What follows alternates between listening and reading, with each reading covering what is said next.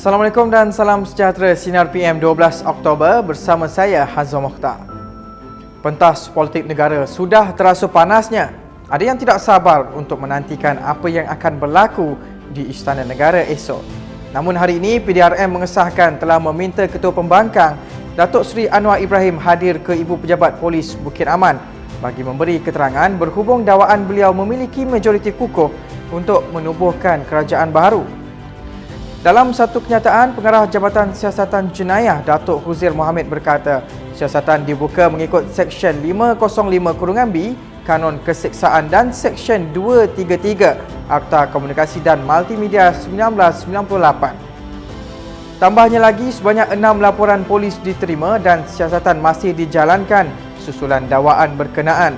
Bagaimanapun, beliau berkata, tarikh bagi ahli Parlimen Port Dickson itu untuk hadir memberi keterangan masih belum dapat diputuskan. Lagi cerita mengenai Datuk Seri Anwar Ibrahim, semua ahli PKR diarah tidak mengadakan perhimpunan di jalan-jalan utama menuju Istana Negara esok. Saranan itu dinyatakan Setiausaha Agung PKR Datuk Seri Saifuddin Nasution Ismail.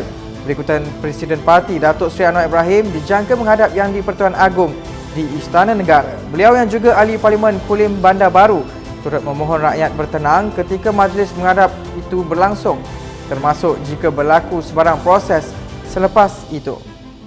Dalam pada itu, Saifuddin menasihatkan ahli Parlimen PKR untuk terus berkhidmat di kawasan masing-masing dan mengutamakan kebajikan serta nasib rakyat ketika pandemik COVID-19 menular. Ini pula cerita dari bekas Perdana Menteri Tun Dr. Mahathir Mohamad. Susulan penularan wabak COVID-19 yang mendadak, bekas Perdana Menteri itu mendakwa PRN Sabah bulan lalu adalah punca ianya berlaku. Melalui hantaran di Facebooknya, beliau mendakwa PRN Sabah tidak sepatutnya diadakan, namun warisan terpaksa membubarkan DUN bagi menghalang sebarang cubaan untuk menjatuhkan kerajaan negeri pada masa itu. Menurutnya lagi, PRN berkenaan memakan kos yang tinggi, bukan dalam bentuk wang ringgit semata-mata, tetapi serangan wabak pandemik yang berkembang dari Sabah ke Semenanjung. Bagaimanapun, kenyataan tersebut menerima pelbagai reaksi dari banyak pihak yang antaranya menyanggah serta mengecam hantaran berkenaan. Kali ini kita ke Sabah pula, tetapi bukan cerita penularan COVID-19. Parti Solidariti Tanah Airku atau STAR kekal dengan pendirian menyokong penuh Tan Sri Muhyiddin Yassin sebagai Perdana Menteri. Presidennya Datuk Seri Dr. Jeffrey Ketingan berkata sokongan terhadap Muhyiddin tidak berbelah bagi dan beliau menyokong penuh kerajaan pusat di bawah pimpinan Perikatan Nasional.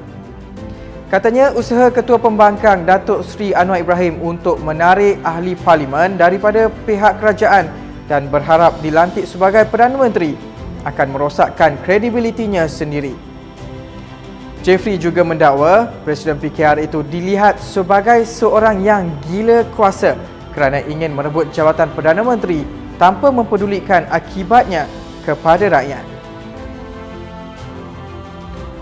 Kita beralih ke berita sukan. Manchester City tidak menghalang jika Pep Guardiola mahu meninggalkan kelab tersebut apabila kontraknya tamat pada tahun depan.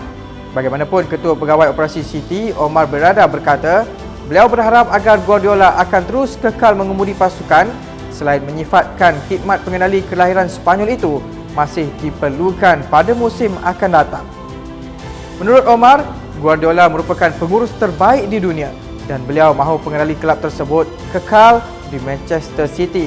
Namun katanya keutamaan sekarang adalah untuk mengadakan perbincangan dengan Guardiola untuk memastikan dia kekal bersama pasukan tersebut untuk beberapa tahun lagi.